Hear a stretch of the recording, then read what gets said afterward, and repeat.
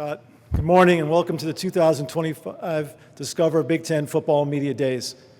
Next week, our teams open training camp. In just 37 days from today, Rutgers, Minnesota, Nebraska, and Wisconsin will kick off their seasons and the first full weekend of a 2026 college football season.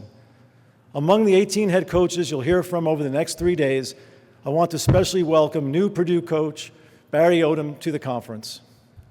Thank you to our host, the Las Vegas Convention and Visitors Authority. This is the Big Ten Conference's debut in the city that will host our 2027 women's and 2028 men's basketball tournaments. This year, we're excited to announce new and expanded partnerships and platforms to strengthen our conference and deepen the impact of our corporate partners. These relationships reflect our shared commitment to innovation, fan engagement, and delivering value to our student athletes and schools. This fall will be the second year of the We Give Blood Drive in partnership with Abbott, attacking the worst blood shortage in a generation. Last year, more than 20,000 Big Ten fans donated blood and saved more than 60,000 lives. And the University of Nebraska won a $1 million prize to support student health initiatives. This year, we'll be kicking off the competition on August 27, with the winner announced December 6th at the 2025 Discover Big Ten Football Championship game in Indianapolis, airing on Fox. Last month, we announced a new collaboration with PayPal and Venmo that allowed our schools to securely and efficiently distribute payments to student athletes on July 1st. This year, Venmo will present a new Big Ten rivalry series that will highlight some of the most storied matchups in college sports across football and men's and women's basketball. The 2024-25 season was a remarkable one for the Big Ten, for our student athletes, our coaches, administrators, and fans. During their historic first Big Ten season, USC, UCLA, Washington, and Oregon combined for 19 conference titles, including Oregon's 2024 Big Ten Football Championship. Big Ten members won 13 national championships in football, field hockey, women's volleyball, men's water polo, men's gymnastics, women's ice hockey, men's and women's indoor track and field, men's and women's wrestling, women's golf, men's outdoor track and field, and rowing. Additionally, we had 9 national runners-up, including in men's and women's lacrosse and women's gymnastics, and national semifinalists in men's soccer, women's basketball, and men's ice hockey. We also reached the Baseball and Softball World Series in the same season for the first time since 2019. It was an equally impactful year off the field for our members with the approval of the House settlement and the implementation of a new model for collegiate athletics. We continue to work with our colleagues in the A4 and throughout college athletics to ensure that the new model provides the intended benefits for student athletes while providing a sustainable, transparent, and fair system of competition. Our administrators and coaches have made it very clear we are committed to the new model. Now let's focus on football. The Big Ten played in 8 of the 11 college football playoff games last season, and we had both teams in the Rose Bowl quarterfinal game. On the way to their 9th national championship, Ohio State defeated the 9th, 7th, 5th, and top-seeded teams in the 12-team bracket, giving the Big Ten back-to-back titles. Last year, the 4 most viewed college football games of the season featured Big Ten teams, as did 7 of the top 10 and 12 of the top 20. Each of our 3 broadcast television partners, CBS, Fox, and NBC, had at least one Big Ten matchup with more than 9.5 million viewers. 21 of our games had more than 5 million viewers, and 40 had at least 3 million viewers. As for the 25 season, this week you will hear from our coaches and an outstanding group of players. It's clear Big Ten football has never been deeper or stronger. I know there's been a great deal of talk about the future CFP format, and I'm sure you'll have questions for me. First, I'd like to talk about the process. In the spring of 2024, the member conferences came together to negotiate a media deal with ESPN. Prior to concluding that deal, an agreement was reached that set forth revenue sharing from the college football playoff to the conferences and Notre Dame. At the time, there was a lot of discussion about future formats and the number of teams in the playoff. A specific decision on format was not reached. Instead, it was agreed that the Big Ten and SEC would control changes to the CFP format and the selection committee process after considering feedback from the membership.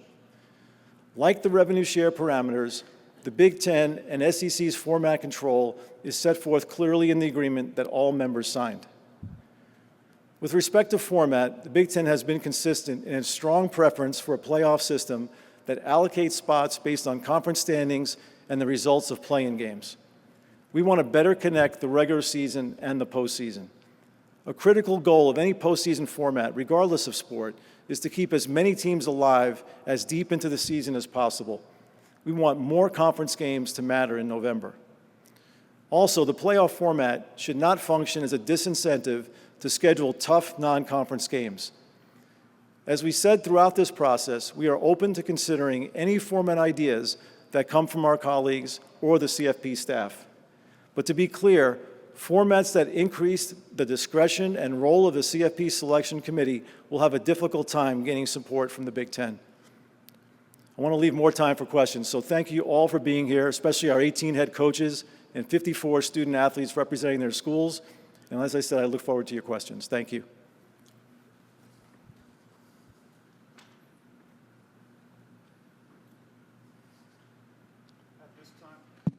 At this time, we'll open the floor for questions for Commissioner Petitti. On your right, Tony. There we go. Thank you. Hi, Commissioner. I'm so far back you can't even see me. Yeah, I can barely see it past the pole there. I'll let somebody else ask a playoff question, but I was just wondering your take on I think it was last week's issues between the CSC, the guidance they gave about collectives. When's that going to get resolved, and how urgent is it that that issue gets resolved? Yeah, I appreciate the question. I think it's worth sort of talking about the relationship and the ongoing relationship that plaintiffs' attorneys have in this process. You know, the CSC is brand new. It's in the process of making rules. We've had an incredible group working on an implementation committee to provide guidance and help with rulemaking. Some of that has to be in a process that goes past the plaintiffs' lawyers. That's what happened in this case. I don't think it's unpredictable, but there'll be some moments like this where, whether it's guidance or interpretation of rules, there's some discrepancy. But I think, what's happened over the last few days, based on our talking to our general counsel and others, that, they're working together to try to get to the right resolution on this and then to move forward. I don't think it'll be the last time that there's some issue that comes up in the process. Again, I think people have to be patient when it comes to the CSC. The settlement, frankly, came later than we expected in terms of its approval. We're grateful that Judge Wilkin chose to approve it, but it did, compress the time period. So there's a lot to catch up on, and there's a lot for, coaches and administrators to deal with. But, I don't think it's unusual when you have something this different that, there's going to be some bumps in the road to get to the right place. But I think everybody's committed to get there. On your left, Tony. Doug Maurice from Kings of the North. Is it a must in your mind that the power conferences play the same number of conference games? And if the SEC won't go to 9, would the Big Ten ever consider going back to 8? Yeah, so first, it's not a must. Each league will decide what they think the best conference schedule is for them. I think in a system where you have allocated spots, I think in talking to our athletics directors and coaches, I don't think we really care how many conference games any league is playing, because you're qualified off your conference standings. That's sort of up to you to run your own league and decide how you want to do it. But when you get to a system that's increasing the at-larges and increasing the work of a selection committee, that's when you need to understand how we're competing in the regular season. Look, at the end of the day, it's really simple math. With 18 schools and 9 we're losing 9 more games to start. And so at the end of the day, I think it's really relevant. So will we consider, more at-larges? Right now, I think the first thing is to really understand what everybody's doing in their conference schedule. But there's a second really critical part, which I mentioned in my remarks, which is what are we doing to get the selection process right? So I think those two things go hand in hand. First is how many conference games are we playing? And then secondly, what's the selection process going to be? People have talked about improving the committee's work. I believe the committee does a great job with what they have, and I've yet to hear any member tell me that more data will make the job easier. They have a lot of things in front of them. We went through a mock selection, we saw it. And so I just think those two things have to go hand in hand. First is the conference games, but again, if you go back to an allocated system, then I don't think we really care about how many conference games anybody plays. First row here, Tony, on your right side. There we go. Good morning, Commissioner. AP Stidham, AP as we see it. Commissioner, have you given any guidance to your membership about the allocation of the revenue share with regards to Title IX? Most people, when you read the stories, they discuss more to the football and the men's basketball, but have you had those discussions with your membership and any guidance along those lines? Yeah, there's been a lot of discussion. As you can imagine, the system was new. We've been working to sort of implement it for for basically more than a year at this point, since we made the agreement in principle to approve the settlement back, I guess it was last May of 24. I think consistently throughout everywhere, people are taking a market-based approach to how they allocate rev share. One thing about the way this system is built, there's no obligation to get to any number. What sports you choose to support, how you allocate the money among your student athletes, that's really a decision that's made institutionally. So in the Big Ten, what we focused on is letting our members make the decisions they think are right for their programs and right for their student athletes, and then continue to provide the benefits that we've been doing and the support for all of the teams. So really, it's an individual school decision about that. But I would tell you consistently, you're seeing more of a revenue market-based approach in terms of how the revenue share is allocated among members. On your far right. Stuart Mandel from The Athletic. Tony, when talking about CFP format, obviously you have a lot of constituents, coaches, ADs, and so on. The public, the fans, have indicated overwhelmingly they do not want a system where certain conferences get more bids than others. At what point, how much emphasis, if at all, do what the public want come into decisions like this? Well, first, I'll take issue with the way you're phrasing that. I don't really know.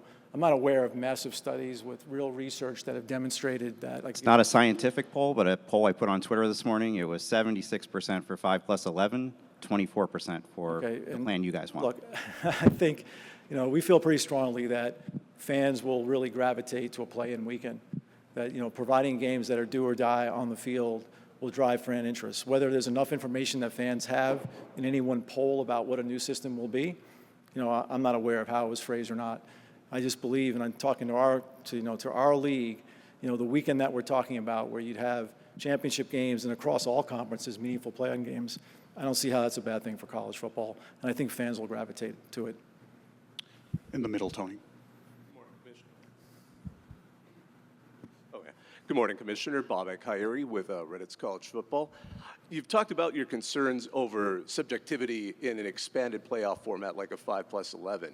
Do you feel there was issues with subjectivity in the committee this past season that leads you to that conclusion? I think it's been a really hard thing to do for a long time. I mean, you going back to the BCS and deciding who the two teams are, and then going back through the 14 playoff. It hasn't been easy. And I think I'm not going to comment on the last couple of seasons, but I think there are a lot of places who think it's also teams not getting consideration. I just think there's a lot of that. So the idea that I'm not going to point to any one school, whether it's in our league or outside our league, you can go back and look at the reaction when the rankings come out and who's invited and see all that yourself. But at the end of the day, I think there's been a lot of concern about how those decisions are made. I focus on that piece. How are we differentiating from teams that don't have head-to-head play, teams that don't play common schedules across leagues that do different things? And I think that's a really hard, tall order. And the point I will make is that every time you think about expansion, I think there's some sort of counter idea that it gets easier to make these decisions. It actually gets harder. More teams look alike. More teams are going to have 9-3 records. More teams are going to struggle in a conference road game. More teams might stumble in a conference home game. And some teams play tougher non-conference schedules. At least, and there's also just the evolution of how you go through the season and how you move across. So I just think that those decisions are really difficult to make. And I know this has been the system that we've used for a really long time, but I have a hard time believing expanding it that will make these decisions easier. Thank you. On your far left. Adam King, 10 TV. There's a report out that you wrote a letter to the NCAA about the Michigan sign stealing scandal. Curious whether the letter happened or not. Do you believe that that should be put to bed, that the punishment that you issued is strong enough and that the investigation should be closed? Yeah, well, the first part, I'm going to confirm that we did submit a letter. It's not uncommon in proceedings for a conference office to weigh in on. So I'm not going to address what the contents of the letter we sent are. And because it's an ongoing process, I don't think it's appropriate for me to comment about whether it's enough or not while there are individuals deliberating. I don't think that's the right thing to do in the process. Look, I will say, having gone through this, one thing to point out is I think when you think about the CSC and the discipline and what we're trying to build with the new entity, having an enforcement mechanism that just is faster is a priority, one that reacts more quickly. This is a system we have now. It's been in place for a long time. It functions the way it was built. But I do think there's this consensus among our colleagues that whatever we're building for the enforcement piece that's going to live inside the CSC, that it's got to be there. It's just difficult to be still talking about this, almost on 2 seasons after. So I think everybody agrees that that part of the process should change. Thank you. Just a reminder to please state your name and affiliation clearly into the microphone. Tony, standing in the back on your right. Oh, yeah, there you go. In the back, Commissioner. Todd Sadowski, Fox 43 Sports and Nittany Game Week. I wanted to ask you about our location here for the next couple of days in Las Vegas. There's no Big Ten programs here. What went into the reasoning to have them host the Big Ten Media Days? They obviously have the College National Championship coming up. What do you see as the future of this city and the involvement potentially in the Big Ten Conference? Yeah, I mean, to be really candid, this was a logistics thing. There were some things going on in Indianapolis. We've tried to and have brought our media days to Indy, and it's worked really well for us. There just wasn't possible this year, and then we had to make some decisions about where to go. We're bringing our men's and women's basketball tournaments here in the next couple of years, so it made sense. And the city's been great in terms of providing us the resources we need to do this. I think obviously we are a conference that goes coast to coast, so having some presence closer to our West Coast members is not a bad thing. So it was really just started with logistics, to be really candid. First row, right in front of you. Yeah, Commissioner, Steve Hellwagon, Bucknuts and 24/7 Sports in Columbus. Question I have is about the play-in situation that you want to institute for the playoff. Last year it was pretty cut and dried that you had 4 top 10 teams that should be in the playoff. I guess the trade-off is those teams worked so hard to establish themselves after 12 or 13 games as top 10 teams. Why should they have to play Illinois or Iowa, just as examples, who had more league losses?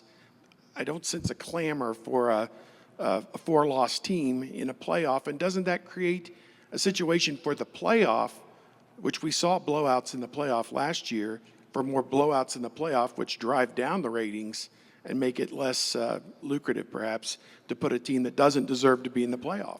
Yeah, there's a lot there, so let me try to do it in order. So the first piece about the value of the playing games. First, I have to commend our coaches because they obviously talk about the same thing you just raised. Like, hey, if I'm in position, I can get hurt by losing a game. I think where our coaches came down and our ADs was that, at the end of the day, there are 18 members in the Big Ten. You have 17 available opponents. You play 9 of them, right? So there's a lot of discrepancy, let alone making comparisons, across the leagues. There's a lot of issues about how you compare teams inside the Big Ten. Your schedule, just by the way it plays out, might be easier than people thought when it was made up. We obviously try to competitively balance our schedules. So there's an issue there, like even within our own league, giving teams a chance. Where we came down is that we were willing to take that risk. If you had 16 teams, there's still a catch-all where there's potentially 3 at-larges. So in your example, if a 6 seed beat a 3, could the 3 then go into a pool to get in? Maybe. But at the end of the day, I think our coaches are willing to take that risk because what they're thinking about it is not a snapshot of any one season.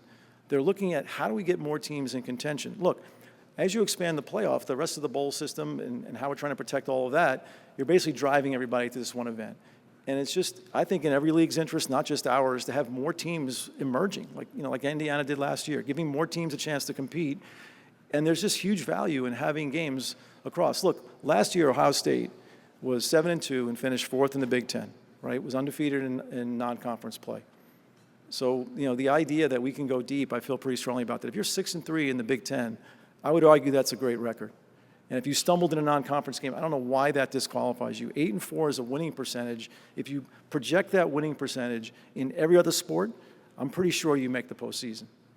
Whether it's hockey, basketball, anywhere else, like that type of winning record. So we've conditioned ourselves to think that if you're not a 1 or 2 loss team, you're not worthy of competing. There are plenty of teams in professional sports who qualify for the playoffs who can't get past the first round game. That's okay. They still get to play. We'll figure it out on the field rather than sitting in a room. Tony, front row on your right.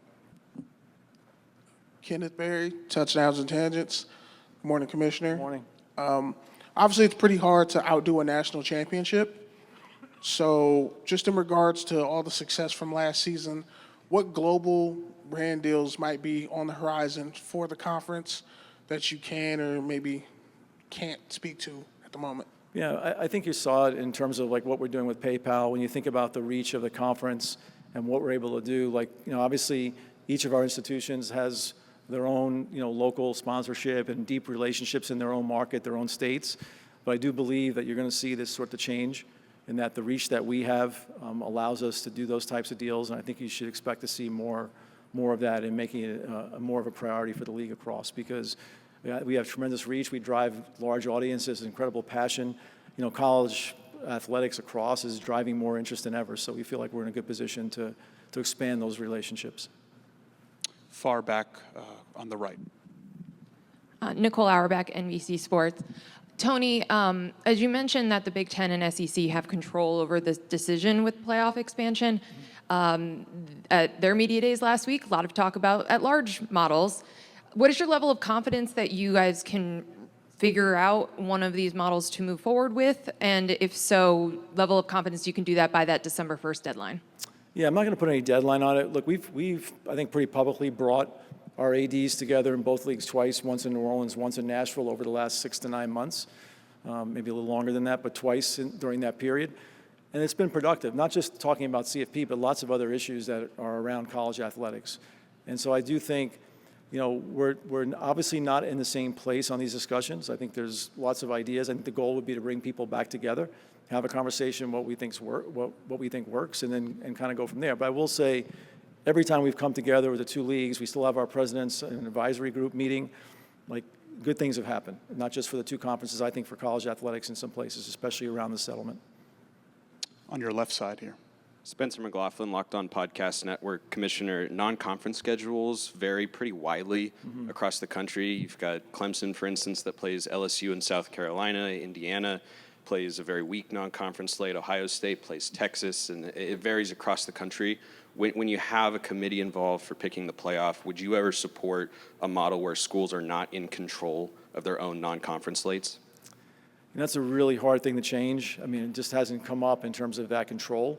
I think over the years, leagues have tried to put parameters about, playing 1A4 or what you can do with FCS. Like, I think those things have been in place across. I don't think that's the solve. I kind of focus more on what's the incentive to get schools to schedule stronger games. And those are some of the things we've talked about with the SEC in the season. I think fans want more of those games. I think there's been some writing like, well, those games won't mean anything if you're qualifying off your conference. I disagree with that. At the end of the day, you're still playing for seeding and straight seeding. So if you had a system where you're qualifying off your conference record, winning or losing a tough non-conference game could affect seeding. Plus, in the models we're talking about, there's still some at-large picks left. So I think we got to focus on the right incentive. You're starting to see games being dropped. I think there's a running concern among coaches, and you'll hear from our guys, and whether they cover this or not, where does winning a big non-conference game help you more than losing a non-conference game hurts you? Like, that's the sentiment. Like, what's the right way to measure that? And also, a lot of these games tend to be played early in the season, and you don't quite know who your team is at that point. Like, look at teams move up and down across the season. Teams get healthy. Some teams are unlucky. It just really depends. So I focus more on let's create an incentive to schedule more of them naturally, and because I don't think we need rules to do it. Tony, on your right side. Hi, Tony. Scott Docterman with The Athletic. Your colleague with the Southeastern Conference has touted his conference as the best in the country and produced materials to suggest their strength of schedule is better than even, in some cases, a 9-game schedule with the Big Ten. How do you agree with him on that, or do you disagree on that? And also, Indiana was much maligned last year for its schedule. However, the results were the results. What do you say to that, and how do you discuss the SEC? Yeah, I'm going to start at the back, talking about Indiana's schedule. Look, when Indiana's schedule was made, on their schedule were the two teams that played in the championship game the season before, right? They played Michigan and Washington both at home, won both of those games. But those are the idea, like that's part of what this is, right? And that gets back to the value of playing games. But put that aside. Look, I'm not going to comment on where any one conference is. We just stand by what we do in the Big Ten. I think the national results have shown that the last couple of seasons. I think when you look at what expansion has meant across the A4 the last couple of years, stand by how much tougher our league has got there. When you throw in the travel, how well our schools protect their home fields, all of that, I think that speaks for itself. I don't ever think there's any value in talking about one versus another. We feel really strongly about what we do in the Big Ten. Our final question, third row. Hi, Connor Yerger, Detroit News. Good morning, Commissioner. I wanted to ask about the Venmo and PayPal deal you mentioned earlier. What went into the decision for the Big Ten to handle the revenue sharing with athletes itself versus maybe the member institutions handling it? Yeah, it really came from we had a group AD meeting where we were talking about just going around asking each other, like, how are you planning on making these payments? Is there a way to do it? And at the time, the ADs made it pretty clear, like, hey, is there a way we can do this collectively? It just really came from that. So Becky Penny in our office ran a sort of an RFP process. And then it became clear that, in terms of, what PayPal could offer and the technology and the hyper wallet and how used to young people are with that platform, that it made sense. But we ran a pretty exhaustive process. And then I think there was still a little bit of back and forth among all 18 about whether they believed that Central was the best. But we ended up with everybody in. And so far, it's gone really smoothly so far. I think, every institution is different. Their ability to send money to student athletes is really tricky. So having a central system, made a lot of sense for us. Big Ten Commissioner Tony Petitti. Thank you, everybody. Appreciate it.